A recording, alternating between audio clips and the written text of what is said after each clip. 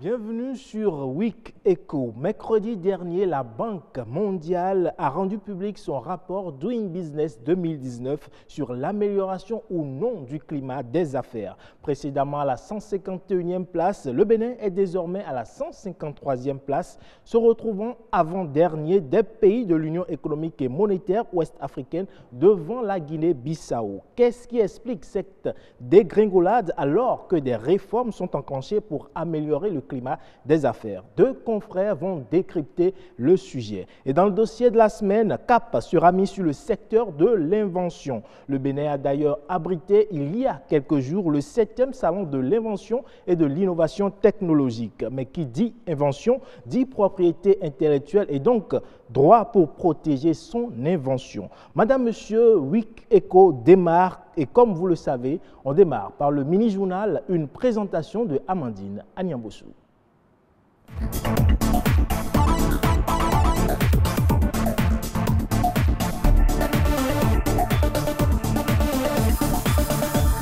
Bonjour à tous et bienvenue dans cette édition du mini-journal. Le prix de la tomate fraîche, l'un des fruits les plus consommés au Bénin, connaît une hausse vertigineuse pendant cette période. Une hausse dont les raisons varient du consommateur au vendeur. À travers ce reportage, Gloria Oni nous amène dans l'univers de la tomate fraîche. Je ne peux pas parler. Je n'ai pas vendu. Je n'ai pas vendu mes paniers de tomates, dont je suis un peu abattue.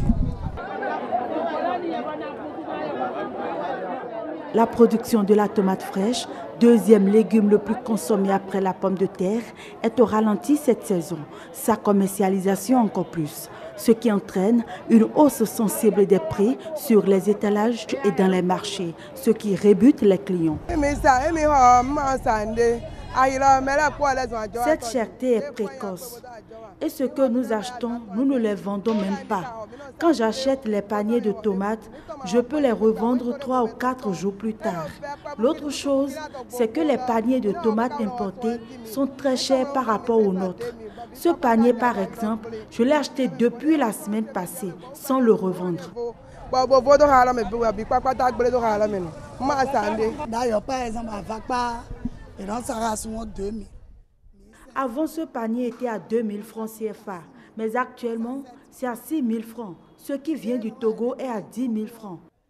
Ce qu'il faut rappeler, c'est qu'il y a toujours des paniers de tomates qui nous viennent de Kétou. Et pourtant, elles se cultivent sur toute l'étendue du territoire national et bénéficient par endroits de conditions climatiques permettant une bonne production, ce qui explique que le prix de ce légume soit abordable en période de pluie et cher durant la saison sèche. Il arrive que la tomate cultivée au Bénin soit en rupture de stock, ce qui nous oblige à les importer du Burkina Faso. Nous importons souvent, pourquoi ne pas exporter?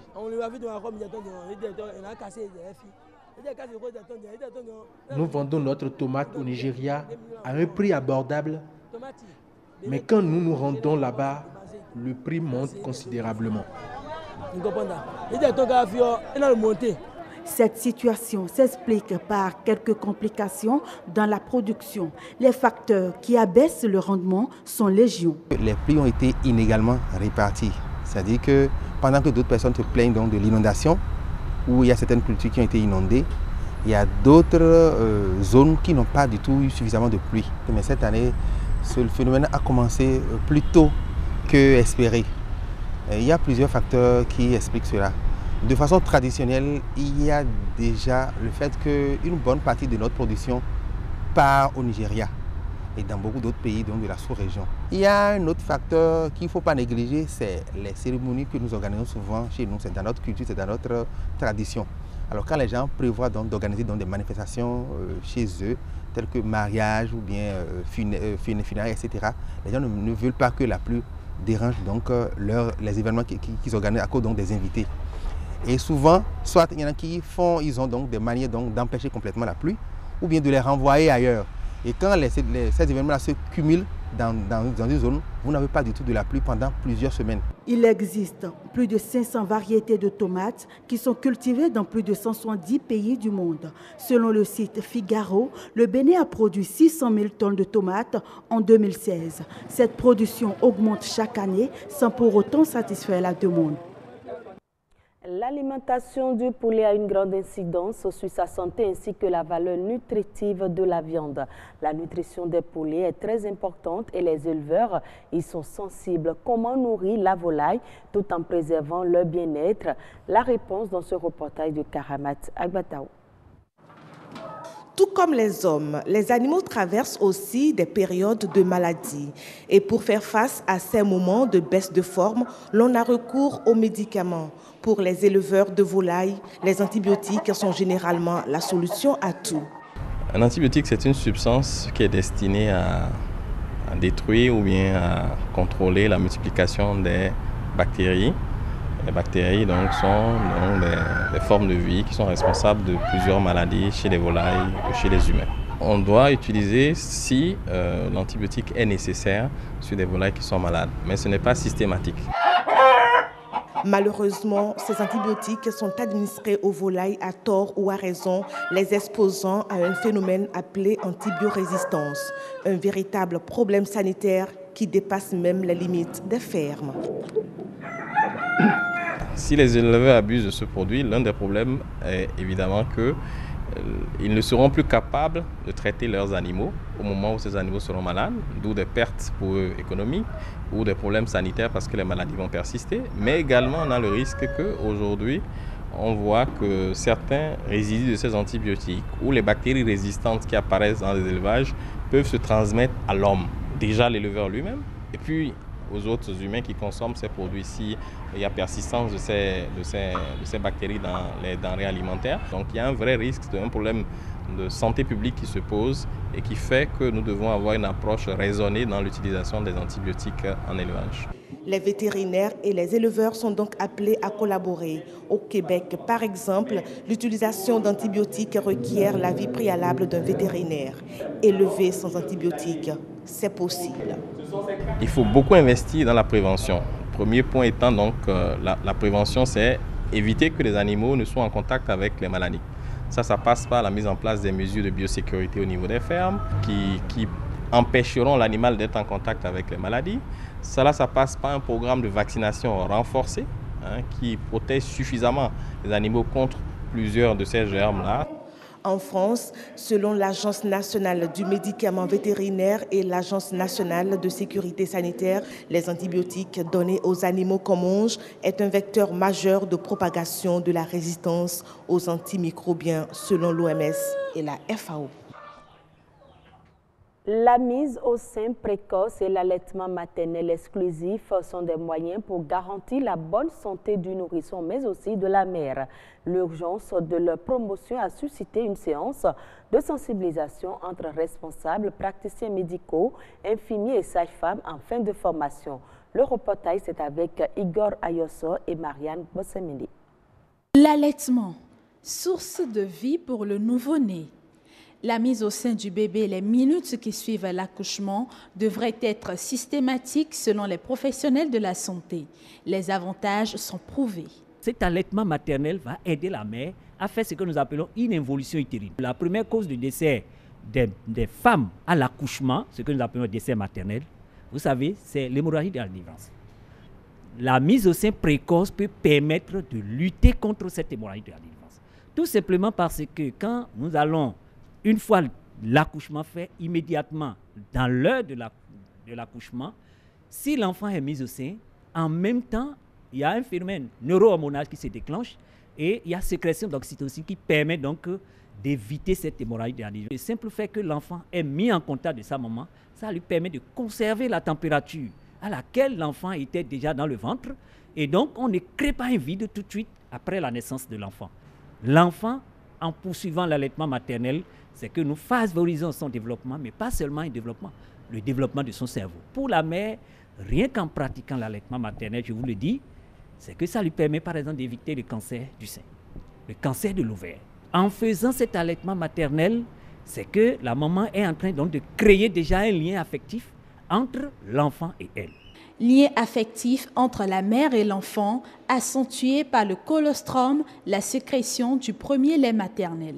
C'est un concentré de lait qui regorge non seulement des éléments nutritifs qui sont très bien concentrés, qui permet à l'enfant rapidement d'avoir ce qu'il lui faut pour démarrer la vie de façon conséquente, mais en plus de ça, ça regorge des vitamines, notamment la vitamine A, qui joue un rôle important dans l'immunité, dans la croissance de l'enfant, et ça permet à l'enfant également de grandir normalement. Ce lait contient des anticorps et des globules blancs qui permettent donc à l'enfant donc de rentrer dans la vie avec une protection en attendant que son immunité s'installe. Compte tenu des bienfaits du lait maternel, il importe de sensibiliser les nourrices, une tâche qui incombe aux sages-femmes et infirmiers qui sont souvent au contact des parturientes.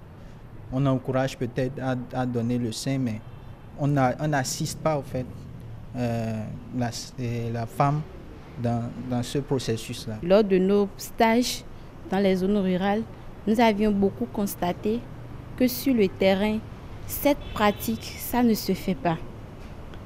Alors que ça a assez d'importance pour la mère et pour l'enfant. L'allaitement maternel exclusif est requis durant les 6 premiers mois d'existence du nouveau-né. La mise au sein précoce réduirait de 30% le taux de mortalité de la mère. Et c'est la fin de ce mini-journal, mais Week Eco se poursuit.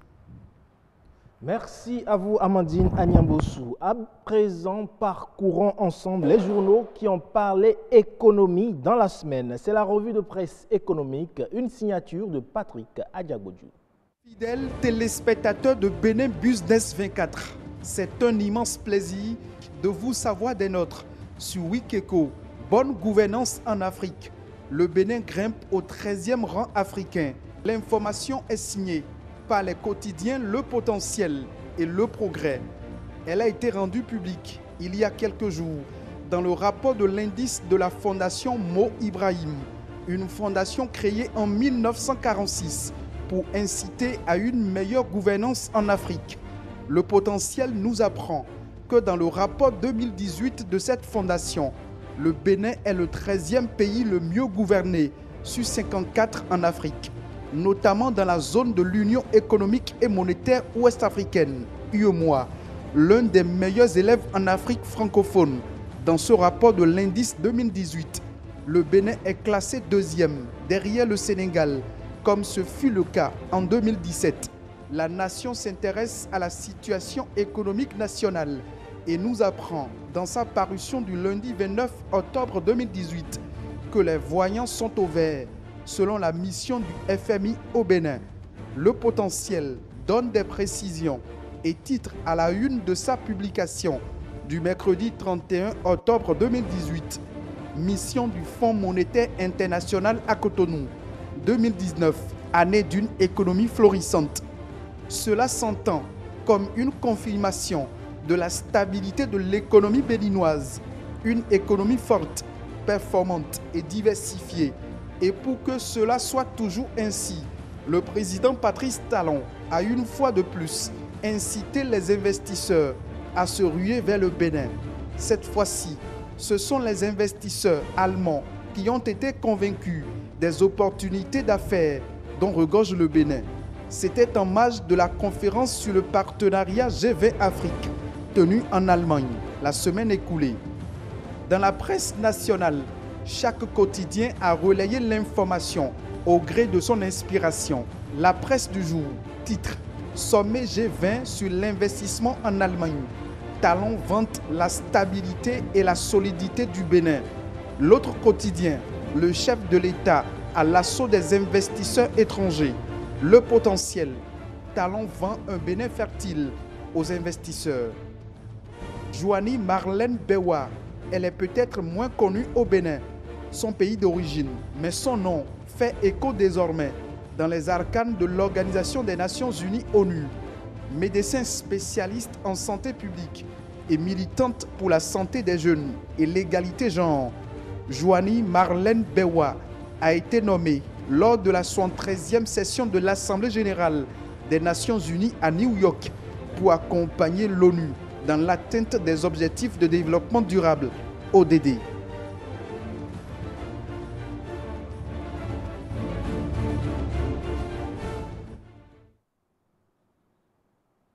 Merci à vous, Patrick Adiabodjou. Week Eco se poursuit et à présent, c'est le décryptage.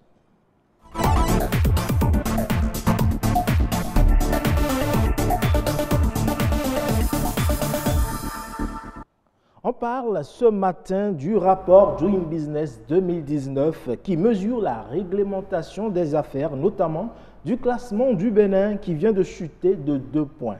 Qu'est-ce qui pourrait expliquer cet état de choses? Avec moi sur ce plateau pour en parler, Oslo Bidosessi, journaliste à l'Économiste. Oslo, bonjour. Bonjour, monsieur. Vous allez bien? Ça va très bien.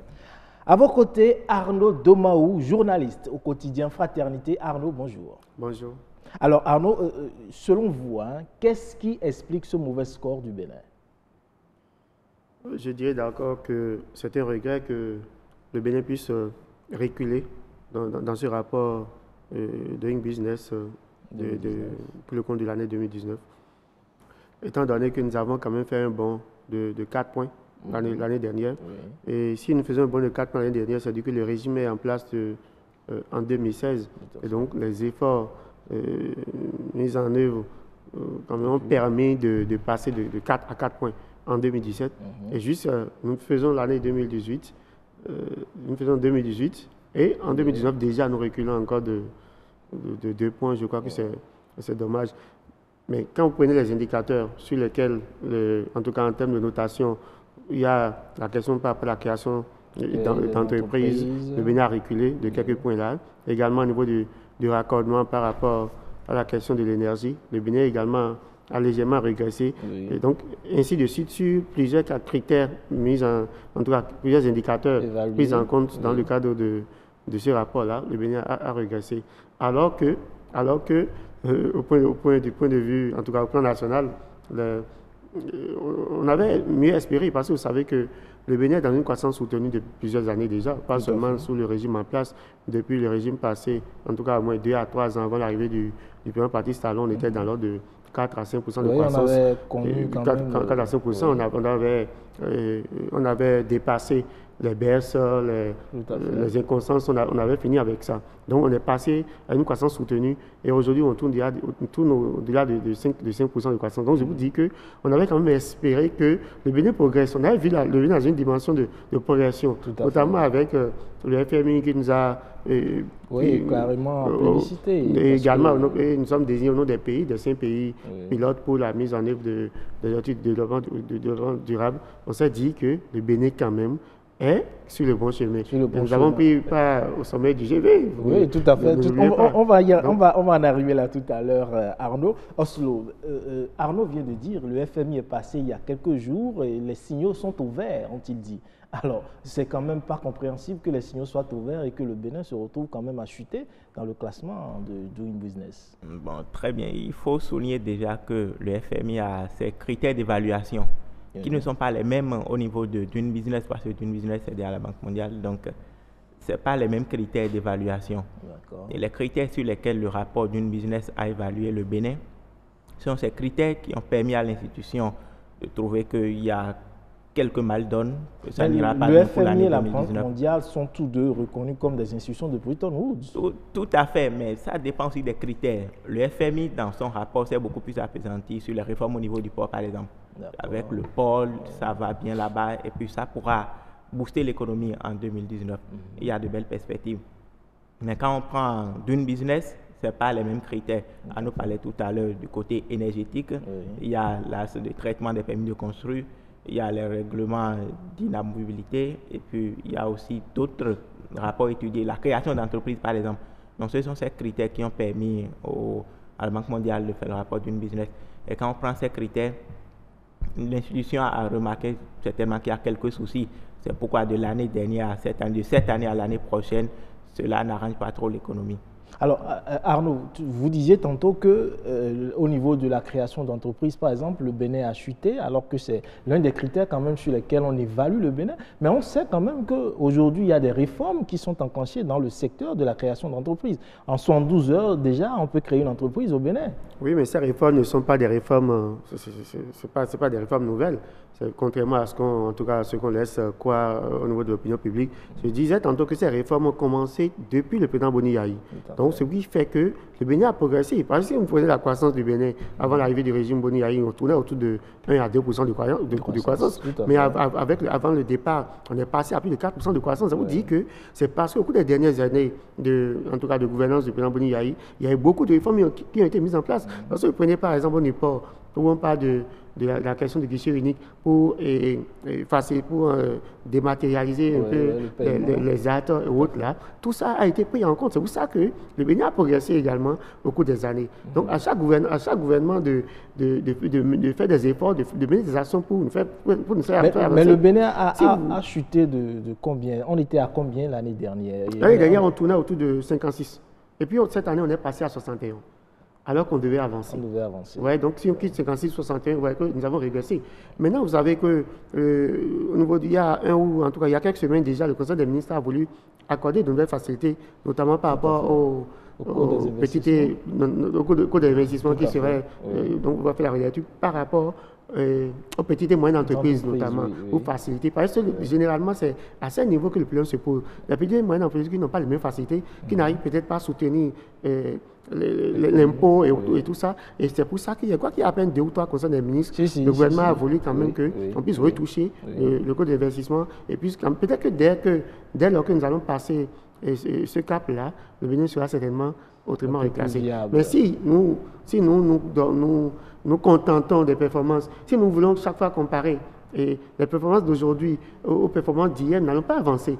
Vous voyez que c'est pour ça d'ailleurs que nous avons reculé. Si à chaque fois nous voulons comparer par rapport à ce qui a été fait sous le régime précédent pour dire non, sous le régime précédent rien n'a été fait ou carrément ce qui a été fait n'était pas suffisant, nous n'allons pas véritablement avancer. Alors que chaque régime doit pouvoir apporter de la plus-value. Et c'est d'ailleurs pour ça que l'État est une continuité et que chaque gouvernement doit pouvoir faire des efforts pour que nous puissions quand même avancer véritablement. Alors, Oslo, l'autre aspect sur lequel le rapport Doing Business a tablé, c'est également l'obtention du permis de construire. Alors aujourd'hui, on a l'ANDF qui est mise en place quand même et qui essaie d'implémenter une réforme pour couvrir tout le domaine du foncier au Bénin. Alors, est-ce que cette réforme n'est pas encore mise en place? Est-ce à cause de cela qu'on a chuté également sur ce point-là? Bon, la réforme est mise en place, mais telle que c'est appliqué, on constate que ça n'a pas encore d'impact sur le terrain. Parce qu'il y a des bâtisses qu'on peut détruire maintenant sans pour autant penser à l'avenir de ces personnes, sans pour autant penser à comment les dédommager. Donc il y a tous ces problèmes qui continuent toujours pas survenir sur le terrain. Et l'autre chose, quand on prend le rapport même si du point de vue classement, le pays a perdu, du point de vue performance, on reconnaît que le pays a fait quelques efforts. Parce qu'on était à 50,47, mais avec le nouveau rapport, avec ce qui est sorti récemment, on est à 51,42.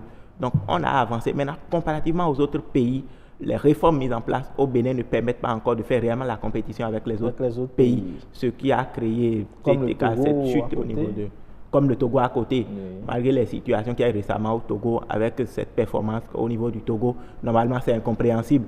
Mais reste à savoir comment les réformes sont conduites ici et qu'est-ce qu'il faut maintenant pour réellement mener la compétition avec ces pays. C'est ce à quoi il faut penser réellement. Alors un autre aspect également, c'est le raccordement à l'électricité. Aujourd'hui, on n'a pratiquement plus de délestage. Récemment, le ministre de l'Énergie est allé visiter quelques grandes structures de la place qui ont dit qu'ils ne souffrent plus du problème de délestage. C'est quand même un grand bond.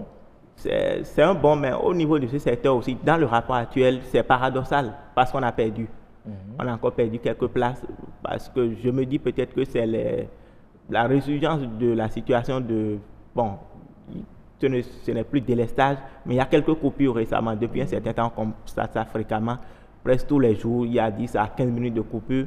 Est-ce que ce n'est pas ça qui crée le problème? Mais tout compte fait, on remarque d'une manière ou d'une autre que le gouvernement est en train de faire beaucoup d'efforts avec la centrale actuellement en construction, avec l'alternative solaire qui se déroulent un peu partout dans le pays pour connecter certaines zones. On sent qu'il y a des efforts et sûrement les années à venir, on pourra aussi faire quelques performances dans le domaine. Alors vous êtes d'accord avec lui que sur le plan de l'électricité, quand même beaucoup d'efforts est en train d'être fait par le gouvernement actuel?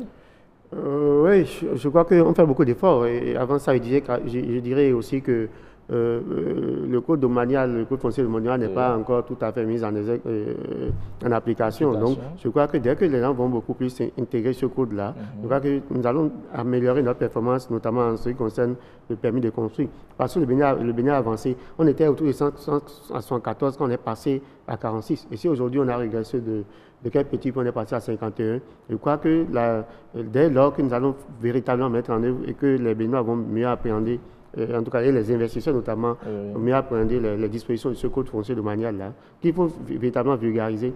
Je crois que le Bénin va certainement progresser. En ce qui concerne l'énergie, c'est vrai, j'ai de la peine à entendre ce discours qui nous dit chaque fois, ne connaissons plus de délestage, mais c'est des coupures.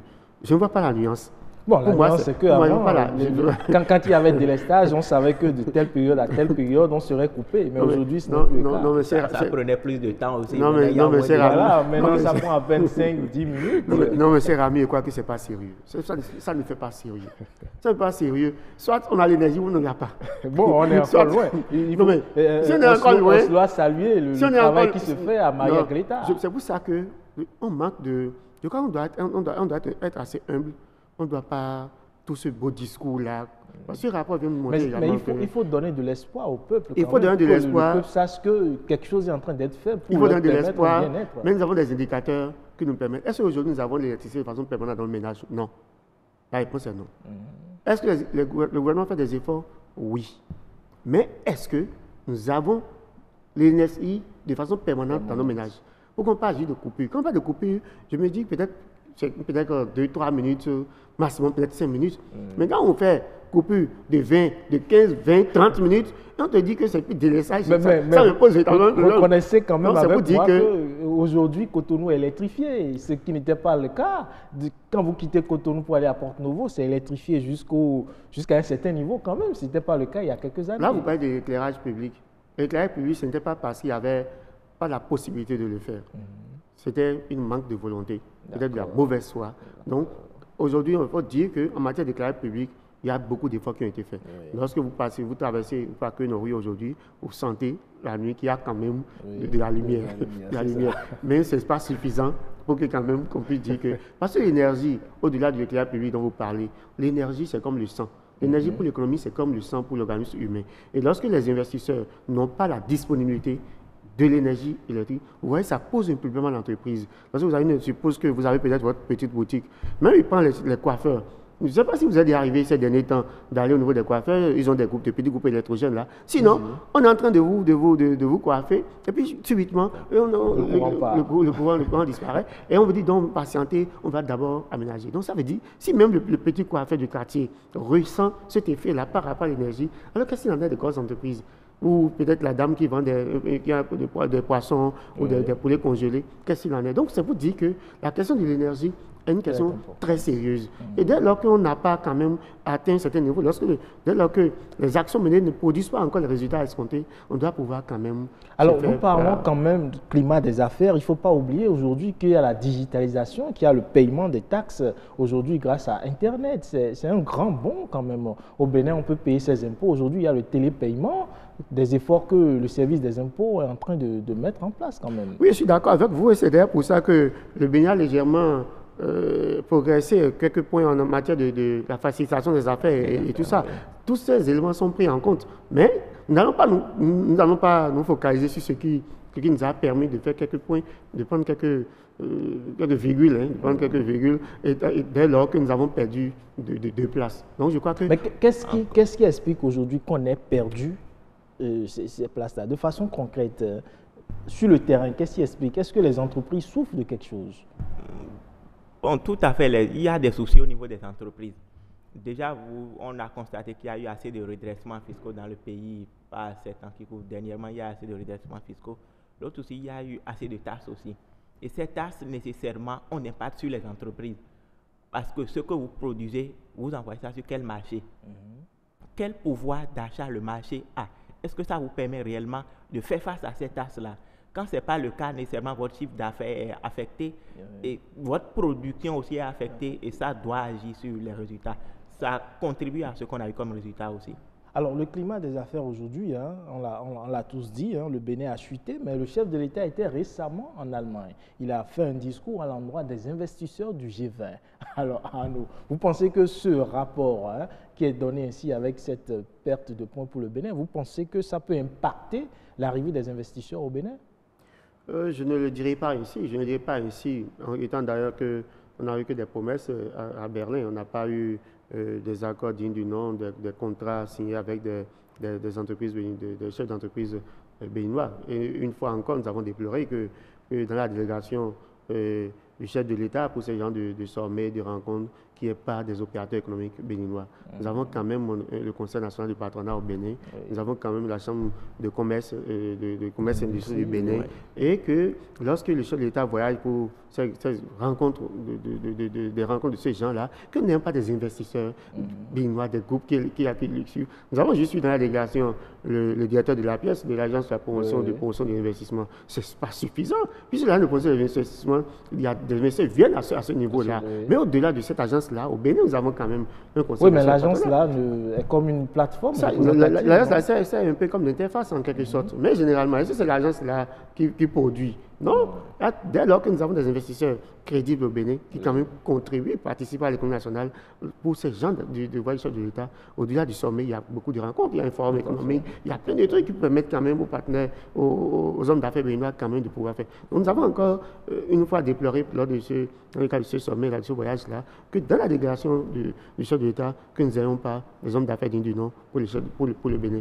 Vous parlez tantôt du rapport des impacts que cela pourrait avoir sur les investisseurs. Non, je crois que ce n'est pas directement les impacts du côté des investisseurs, c'est beaucoup plus beaucoup plus impacté, en tout cas nos acteurs ici, les Béninois. Il a dit qu'au niveau de nos gouvernants, on doit beaucoup plus faire attention, il nous reste des efforts à faire. On doit pouvoir comprendre qu'au-delà du beau discours qu'on chante matin et soir pour dire que tout va bien, qu'il y a quand même des choses à faire. Parce qu'il dit, il ne faut pas qu'on se mesure simplement au régime passé. C'est une grave erreur. Si nous sommes dans cet environnement-là, et que c'est le Togo qui fait un bond de 19 places devant nous, il y a quelque chose qui ne va pas. Alors ça veut dire quoi? Le Bénin, est-ce que le Bénin va continuer à regarder dans le rétroviseur? Est-ce que nous allons continuer à dire, dans le rétroviseur pour dire, non, hier ça n'a pas marché, hier on n'était pas à tête de croissance, hier la croissance n'était pas soutenue, alors qu'aujourd'hui on a fait des efforts. On a fait des efforts, je suis tout à fait d'accord, parce qu'aujourd'hui la croissance est soutenue. Aujourd'hui le FMI, nous sommes un bon élève du FMI, et quelque part également de la Banque mondiale, qu'il ne faut pas l'oublier, a financé tout récemment le projet par rapport à l'eau potable. À tous. Donc le Bénin fait de grands efforts en cette matière-là. Oui, mais ces efforts ne peuvent pas porter leurs fruits du jour au lendemain. Vous êtes d'accord, Slo? Oui, tout à fait. Il faudra prendre du temps. Il faut attendre un certain moment avant de pouvoir récolter les fruits de ces efforts. Donc, je pense que... Mais il nous faut être un peu plus modeste. Je vous dis qu'il nous faut être un peu plus modeste et il nous faut beaucoup plus savoir, ne pas juste nous comparer aujourd'hui par rapport au régime passé, mais beaucoup plus travailler et regarder par rapport à l'environnement. Nous sommes avant-dernier par rapport à ce rapport-là. Justement, ça nous permet de faire une transition. Ça nous pose un problème. Justement, ce que vous dites nous sert de pont pour parler de l'assainissement de l'environnement des affaires aujourd'hui. Qu'est-ce que le gouvernement doit faire pour permettre au Bénin de rattraper le Togo aujourd'hui, par exemple? Je crois qu'il faut d'ailleurs, par rapport à la procédure, vous savez qu'on parle des taxes et des impôts, c'est les réformes. Et quand on parle des réformes également, si vous avez suivi un peu ce rapport-là, le Bénin ne fait rien d'extraordinaire en matière de réformes. La plupart des États aujourd'hui sont en train de faire beaucoup de réformes, mais ça dépend. Il y a l'un des critères, comment les réformes sont acceptées.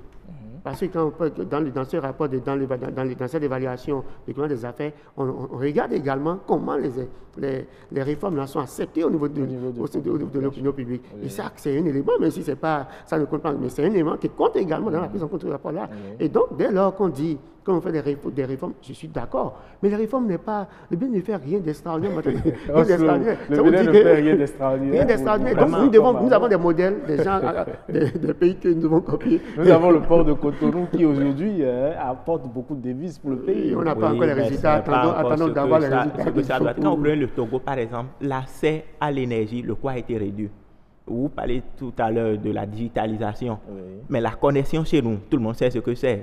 Quelle digitalisation? Qu'est-ce qu'on fait déjà? Donc, on a du chemin, on a encore du chemin comparativement aux autres pays frères de la sous-région. On a vraiment du chemin. Déjà travailler à assurer une bonne connexion pour faciliter la fluidité des affaires. Parce qu'aujourd'hui, le e-commerce aussi prend de l'ampleur. Il faut aller dans ce sens. La question de l'énergie, il faut vraiment y veiller, même si on ne parle plus de délaissage, les coupures aussi, on doit pouvoir maîtriser ça. Parce que le peu de temps que ça crée, le peu de temps que ça fait, ce que ça crée déjà comme perte au niveau des entreprises, c'est suffisamment grave et ça peut impacter négativement aussi. Alors, merci à vous, chers confrères. On va s'en arrêter là pour le décryptage de ce dimanche. J'étais avec Oslo Bidosessi, journaliste à l'Économiste. Merci d'avoir été des nôtres. Arnaud Domaou, journaliste à Fraternité. Merci à vous. Place à présent au dossier de la semaine.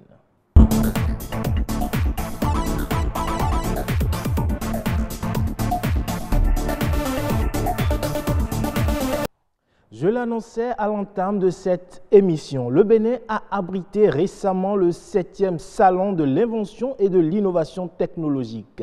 Une occasion pour faire connaître les inventions et procédés de fabrication, favoriser des transferts de technologie par les contrats de licence et saisir des opportunités d'affaires. Mais la plus grande question qui se pose de plus en plus, c'est comment protéger son invention. Avant d'en parler, suivons cet élément. Ils sont pour la plupart jeunes, 40 ans en moyenne, ayant décidé de se lancer dans l'invention. Les parcours de ces créateurs sont variés, mais se ressemblent. En 1976, dans la tisane que nos parents nous donnaient, il y a des plantes dedans. Et moi, j'ai dit, il faut que je vois chaque plante qui est dans la tisane de mon papa là, laquelle a un effet sur le paludisme. Donc, tisane, décoction simple, et consommation pour voir les paramètres d'appréciation du traitement du paludisme, comment ça se passe. Et c'est comme ça que j'ai remarqué que je suis en face d'une réalité qui est inconnue encore. D'où l'idée est partie. Je suis revenu d'une vacance quand ma maman me faisait moi-même préférer le foufou. Et je vais vous dire quelque chose aujourd'hui qui va peut-être vous surprendre. Je suis issu d'une famille de 22 enfants. Alors, quand une femme est de semaine, si elle doit faire le foufou à toute la famille, imaginez. On était en train de piler, pendant ce temps, elle avait pris un morceau, elle a coupé la moitié dans la bouche et le reste dans sa main, et elle pétrissait sans le savoir dans la main pendant qu'on pilait le foufou. Quand j'ai regardé ça dans sa main, j'ai vu que ça devient collant. Au retour, j'ai rapporté une machine qui malaxait les tubercules au lieu d'être pilés comme au départ. Et le résultat a été foudroyant. Le résultat qui s'obtenait pendant 1 heure s'obtenait pratiquement pendant 5 minutes. Alors c'est comme ça que j'ai pu découvrir le procédé d'obtention du foufou malaxé. Sur ce procédé, j'ai dû construire maintenant la machine, d'où la naissance de la machine à foufou en 1996. J'étais très jeune. Commence alors un difficile parcours d'obstacles. Où trouver de l'argent pour financer ses locaux, sa recherche et même ses premiers investissements. Et quand on résout le problème financier, la technique n'est pas là. Il manquait des ingénieurs de conception, ceux-là qu'on appelle industrial designers, maîtrisant la matière et la technicité de pouvoir produire. Même s'il prend parfois du temps et de l'argent, les brevets apportent une valeur intrinsèque à l'entreprise. La preuve, Logo Misob, créateur et inventeur du Foufoumis, a reçu son brevet 15 ans après son invention. Si vous avez une marque de produit ou de service qui est, disons, publiée en noir et blanc, ça va vous coûter à peu près 450 000 francs CFA pour une période de 10 ans. D'abord, ça veut dire que le coût annuel de la marque est à peu près de 45 000 francs.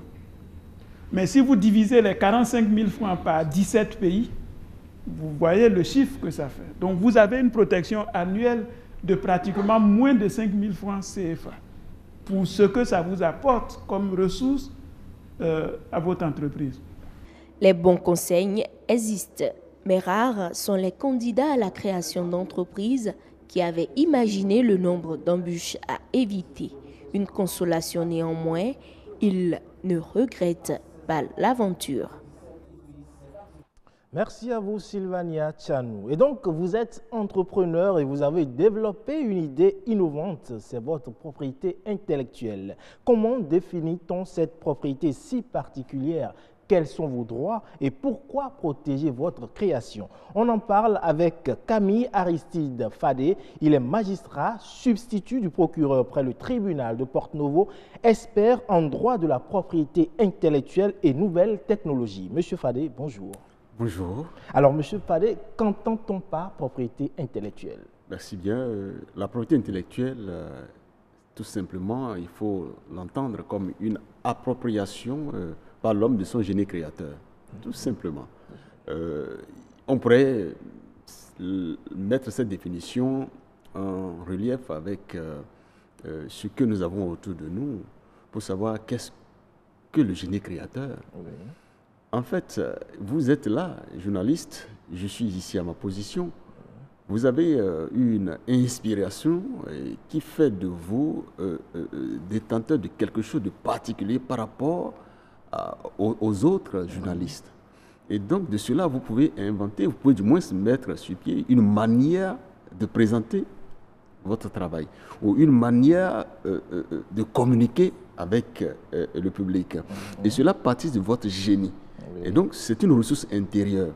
Et c'est l'expression de cette ressource intérieure qui donne corps à certaines choses que nous pourrions appeler création artistique, création technique ou création ornementale. Et c'est la prise de corps de cette inspiration intellectuelle qui fait que l'on dit nous avions eu quelque chose de créé, nous avons eu quelque chose donc d'appréhensible. Mais ce qui était à la base, c'est déjà l'inspiration intérieure, qui est le génie créateur. Donc le législateur a entendu protéger cette inspiration-là, donner de la valeur à cela, qui permet d'aller donc au corps que nous voyons, qui est l'expression même de cette inspiration intérieure. Donc le génie créateur de l'homme, c'est ça. C'est sur cela que nous appelons la propriété intellectuelle. Et donc chaque individu détient une propriété intellectuelle, puisque chacun est un génie. Oui, justement. La propriété intellectuelle est aussi vieille que la création de l'homme. Nous avions ça en nous. Et donc, c'est cela, en fait, qui fait que nous voyons le monde de façon permanente en évolution. Donc, dans un dynamisme. Oui. Et donc, comme le monde n'est pas resté statique, c'est la propriété intellectuelle qui est donc à la base, qui est donc l'élément propulseur, qui est donc ce qui fait en sorte que le monde avance, le monde évolue. C'est la propriété intellectuelle. C'est aussi simple que ça. Alors, mais pourquoi est-il important de protéger, on va dire ça comme ça, sa propriété intellectuelle? Non, en fait, il faut savoir, lorsque nous parlons de la propriété intellectuelle, c'est un ensemble. Et donc, la summa divisio, la plus grande division que nous avions, c'est que nous avions au sein de cette propriété, cet ensemble-là, deux grandes branches. Lesquelles? Il y a la propriété industrielle et il y a la propriété littéraire et artistique. Et lorsque nous sommes dans le champ de chacune de ces deux branches, la protection a sa spécificité. Elle ne se fait pas de la même manière que nous sommes en propriété industrielle ou que nous sommes en propriété littéraire et artistique. On dira que la particularité de la propriété littéraire et artistique, c'est que pour ceux qui sont dans ce champ de création, c'est une protection automatique. Pour le moins, ce qu'on puisse dire, dans le système romano-germanique qui est le nôtre, c'est une protection automatique. Alors que lorsque nous sommes en propriété industrielle, il y a le formalisme. Et donc, c'est ce qui fait qu'il y a une différence entre la protection qu'on peut obtenir lorsque nous sommes dans le champ de la propriété littéraire artistique et celle lorsque nous sommes dans le champ de la propriété industrielle. Sinon que nous sommes dans l'un ou l'autre des champs, il y a une forme de protection que le législateur a prévue. Alors, dans quel champ est-ce que le législateur a prévu de délivrer des brevets? Exactement. Alors, lorsque nous sommes dans le champ de la propriété industrielle, le brevet, qui est un titre de propriété, délivré sur les inventions. Parce que ce ne sont pas que les inventions que nous avons dans la branche de la propriété industrielle. Nous avons la marque, nous avons le modèle d'utilité, nous avons les indications géographiques, nous avons les obtentions végétales qui sont des titres de propriété qu'on peut obtenir donc sur ces créations d'autres techniques. Les inventions, pour elles, sont protégées par un titre de protection qu'on appelle le brevet d'invention. D'accord. Et donc, pour obtenir le brevet d'invention, il faut avoir mis sur pied ce qu'on appelle invention. Donc, il faut avoir créé quelque chose. Il faut avoir créé quelque chose. Oui. Et donc, ce n'est pas toutes les inventions, en réalité, qui peuvent bénéficier de ce qu'on appelle la protection par le brevet. Pour qu'une invention puisse bénéficier de la protection par le brevet, il faut qu'il y ait un certain nombre de conditions qui soient réunies. Lesquelles, par exemple? Voilà, lorsque vous avez une invention, l'idée qui sous-tend l'invention, c'est que c'est quelque chose, si on peut le dire ainsi, qui vient répondre à un problème technique. D'accord. C'est-à-dire une solution dans la pratique qui vient répondre à un problème technique. Il faut que le problème, que l'invention ou ce que vous avez mis sur place puisse contribuer à résoudre un problème technique. D'accord. Parce que nous n'avons pas que des problèmes d'ordre technique. Nous avons d'autres problèmes qui sont d'autres catégories. Dans le domaine de l'invention, la solution apportée par l'inventeur doit pouvoir répondre à un problème technique. Et c'est pour cela que le législateur a prévu que lorsqu'on doit parler d'une invention, au vrai sens du mot, c'est forcément que ce qui est mis sur pied relève à quelque chose de nouveau. La première condition, le premier critère, c'est la nouveauté. C'est la nouveauté. D'accord. Et la nouveauté n'est pas une nouveauté laissée à une portion de territoire. La nouveauté ne serait pas seulement que dans le cadre, sur le territoire béninois. C'est une nouveauté qui est appréciée de façon universelle. Cela voudrait dire quoi? La nouveauté, par rapport à votre dimension, appréciée comme telle au Bénin, doit l'être en tout point du monde. Alors, on a vu dans le document tout à l'heure quelqu'un qui a inventé une machine pour le foufou. Exactement. Est-ce que ça a une ampleur internationale? Évidemment. Cette invention mise sur pied par ce dernier, aussi longtemps qu'elle bénéficie de la protection par le brevet d'invention, a forcément rempli la condition de nouveauté, et cette nouveauté de façon universelle, c'est-à-dire au plan mondial, en tout point du monde, cette nouveauté s'affirme, jusqu'à ce qu'il en soit affirmé quelque chose de contraire. On ne mange pas le foufou dans certaines contrées du monde. Mais justement, c'est pour cela que la protection par le brevet d'invention est une protection suffisamment solide. Lorsque vous arrivez à l'obtenir, soit par loi pays ou par l'enregistrement international par le système de PCT, donc qui est le terme technique, lorsque vous avez bénéficié d'un enregistrement international, lorsque l'on a reconnu comme telle votre invention et que l'on a vérifié les trois conditions dont je viens de citer l'une, à savoir la nouveauté. Cette nouveauté, je disais tantôt qu'elle est appréciée de façon universelle, mais en dehors de ce critère de nouveauté, il faut que on ait reconnu à travers votre invention une activité inventive. D'accord. En fait, c'est ça qui fait distinguer l'invention de ce que nous pouvons appeler de la découverte. Je prends rapidement cet exemple-là pour que nos téléspectateurs puissent nous suivre, puissent comprendre. Et parce que beaucoup se prévalent d'avoir créé ou d'avoir inventé. Et je disais tantôt que tout n'est pas de l'invention. Parce que lorsque vous avez découvert un objet dans la nature, vous n'avez fait que la découverte. Vous ne savez pas. Et comme quelqu'un qui va dans la brousse et découvre un arbre avec un fruit particulier, ce n'est qu'une découverte. Il n'y a pas encore une invention. Lorsque ce dernier va procéder, à partir de ce fruit découvert, à la mise sur place d'un jus de fruit, d'une substance, et donc il a travaillé, l'activité inventive va s'apprécier à partir de ce moment-là. À l'aune de ce qu'il aura travaillé. Ce qu'il aura obtenu. Et donc, on ne sera plus simplement à l'étape de la découverte, mais nous allons progressivement tendre vers une invention parce qu'il va mettre sur pied à partir de ce fruit quelque chose que nous n'avions jamais vu. Et donc, au jour où on va apprécier ce critère de nouveauté, cette activité inventive, et plus loin quand nous allons parler de l'application industrielle sur laquelle nous allons revenir, en ce moment-là, sur l'état de la technique, sur ce qui existe en ce moment, un peu partout dans le monde entier, on n'aura pas reconnu de pareilles choses. Cela n'a jamais eu une existence par le passé. Alors, mais en quoi le brevet, l'obtention d'un brevet incite-t-il à la création et à l'innovation? Justement, lorsque vous avez mis sur pied une invention et que cette invention répond à un problème dans l'état de la technique et que vous avez pu obtenir le brevet d'invention, cela voudrait dire que personne d'autre ne peut plus se prévaloir de la même invention. On vous reconnaît comme le père de cette invention. Vous avez un droit de paternité sur donc, cette invention-là. Vous êtes reconnu comme l'inventeur. Et donc, un peu partout, c'est vous qui avez en ce moment-là le privilège. Vous avez le monopole d'exploitation de ce brevet d'invention. C'est comme notre frère, le béninois Agon, qui donc bénéficie d'un brevet d'invention sur ce qu'il a mis sur son invention.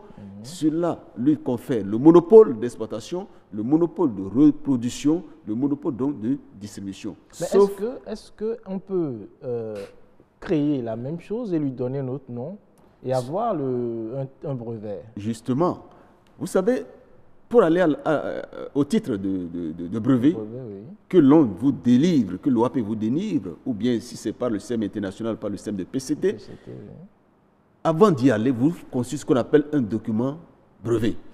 Il faut faire de la demande, et faire de tout ce qui concerne votre invention, qui en fait met à nu le détail de votre invention. Et à partir de ce moment-là, le document brevet que vous avez eu, retrace le champ de revendication. Il y a ce qu'on appelle les revendications. Et c'est ces revendications-là, c'est à l'aune de ces revendications qu'on va apprécier quelqu'un d'autre qui aura mis sur pied quelque chose de similaire pour voir qu'est-ce que vous avez revendiqué au moment donc de votre procédure de titrisation. C'est-à-dire au moment où vous recherchiez donc, le titre de propriété, le titre donc, de brevet. Et parce que vous avez revendiqué tous ces aspects-là dans votre invention, personne d'autre ne peut plus être amené à obtenir un brevet d'invention sur son invention parce qu'il y a déjà ce qu'on appelle à l'état de la technique l'invention qui existait. Alors un brevet, c'est quoi sa durée de vie, sa validité? La durée de vie de brevet, c'est 20 ans. 20 ans. 20 ans, mais vous payez les annuités. Pour que votre droit sur le brevet, votre titre de brevet puisse donc rester en vigueur, vous devez chaque année renouveler donc vos redevances, c'est-à-dire payer donc les annuités. Si vous ne le payez pas, vous allez être, comme on le dit, vous allez constater avec désagrément que quelqu'un d'autre peut exploiter indûment votre brevet sans que vous n'ayez pas la possibilité de le lui interdire. Parce qu'entre-temps, vous n'avez pas fait ce qu'il faut faire pour préserver votre droit sur le brevet d'invention. Alors, on gagne quoi à breveter son invention, à breveter, pardon, son invention? Oui, vous gagnez beaucoup. Je viens de te dire que vous avez le monopole. Ça veut dire que si vous avez votre protection par le brevet, d'abord, sur les 17 États membres de l'OAPI, que compte l'OAPI, votre brevet d'invention est protégé. D'accord. D'accord. Parce que tous ces États constituent un seul territoire, d'accord, au titre donc du système donc de l'OAPI. Et donc la protection ici sur votre invention vous permet donc d'avoir une protection un peu partout où vous êtes appelé à exploiter votre brevet. Et vous êtes reconnu comme donc le titulaire, comme l'inventeur. C'est vous alors qui pouvez le faire. L'avantage c'est quoi? Lorsque vous allez voir quelqu'un qui fait de l'imitation, en réalité, par rapport à votre invention, vous pouvez aller donc devant les tribunaux de justice pour donc l'attrait en contrefaçon par rapport donc à votre produit. Le brevet d'invention vous confère un monopole. Vous faites de vous donc le père de cette invention. Et donc c'est vous seul qui avez un droit. C'est vous seul qui avez donc le privilège donc de l'exploiter, de l'utiliser. Quiconque doit le faire, ce dernier doit se rapprocher de vous pour avoir votre autorisation. Si vous ne lui autorisez pas, il ne peut donc pas exploiter le brevet. Alors aujourd'hui, le Bénin dispose d'une cité internationale de l'innovation et du savoir, notamment CMS-City. Est-ce un bon début pour promouvoir l'innovation? Oui, en fait, c'est une belle initiative en réalité, parce que ça va être appelé une zone franche industrielle, donc on va installer dans des industries. En réalité, c'est pour faire quoi? Vous savez, l'application industrielle qui est la troisième condition pour le brevet, et de nature a fait en sorte que l'invention que vous avez mise sur pied soit susceptible de fabrication, de production. Et c'est cette susceptibilité de production qui fait que l'invention acquiert ce qu'on appelle de façon intégrale donc, le caractère d'un objet d'invention. Si on ne peut pas faire une application industrielle de votre invention, on n'y est pas encore à l'invention. Donc, au niveau de ce qui va se passer, quoi? Lorsque le penseur, lorsque le créateur, lorsque l'inventeur a pu mettre sur pied chose. Il va falloir que cela passe à l'industrie. Pourquoi? Pour que cela soit donc multiplié. Oui. Et donc, lorsqu'on parle d'industrie ici, c'est dans toutes les formes d'industrie, ça peut être utilisé artisanal, et bien de modèle, etc. Pourvu que l'on soit certain donc de produire, de reproduire ce que vous aviez inventé. Et donc, ceux qui vont travailler, qui vont installer des usines, vont alors passer à l'étape donc de la mise en application, de la fabrication de tout ce qui fait donc l'objet donc d'invention, de tout ce qui a été donc mis sur pied. C'est un peu comme les Chinois. Vous savez, aujourd'hui, ils sont experts dans beaucoup de choses parce qu'à un moment donné, ils se sont essayés à reproduire et tout ce qui fait l'objet de protection, mais qui est tombé dans le domaine public. C'est-à-dire, si le Bénin veut avancer dans le domaine de la technologie, le Bénin doit pouvoir essayer de chasser en fait les brevets tombés dans le domaine public et faire en sorte que s'approprie un peu ces brevets-là pour pouvoir faire en sorte que nous puissions nous aller à l'apprentissage de la fabrication technologique. Alors, Monsieur Fall, aujourd'hui au Bénin, est-ce qu'il y a beaucoup d'inventeurs qui détiennent des brevets? Oui, il y a quelques Béninois. Nous avons un compatriote qui était revenu un peu de Paris avec son titre de brevet. Je me rappelle avec le gouvernement passé qui a été reçu, ou c'est même en début donc du quinquennat de l'actuel président. Nous avons quelques Béninois. Vous avez Valentin Agon, que nous pouvons citer, d'autres Béninois, même si ça ne fait pas légion. Mais ce qu'il faut savoir souvent, c'est que nous avons beaucoup plus de Béninois qui sont à l'étranger, qui sont dans le domaine de la technologie, qui font beaucoup au plan donc de l'invention, mais qui ont souvent opté pour une protection internationale. Et donc, du coup, ils ne sont pas pour autant connus. Il faut vous rapprocher donc des systèmes de protection pour savoir, en fait, pour connaître ces Béninois-là. Je sais qu'il en existe. Il en existe vraiment. Merci à vous, Monsieur Camille Aristide Fadé. Je rappelle que vous êtes magistrat, substitut du procureur près le tribunal de Porto Novo, expert en droit de la propriété intellectuelle et nouvelles technologies. Vous étiez sur ce plateau pour mieux nous édifier sur la nécessité pour les inventeurs béninois d'obtenir leur brevet d'invention pour jouir de ces avantages. L'aventure Week Eco de ce dimanche 4 novembre 2018 prend fin ici. Merci à toutes et à tous de nous avoir suivis. Retrouvez votre émission sur la chaîne YouTube de l'ORTB. Quant à moi, je vous donne rendez-vous dimanche prochain sur votre chaîne, la chaîne du développement BB24.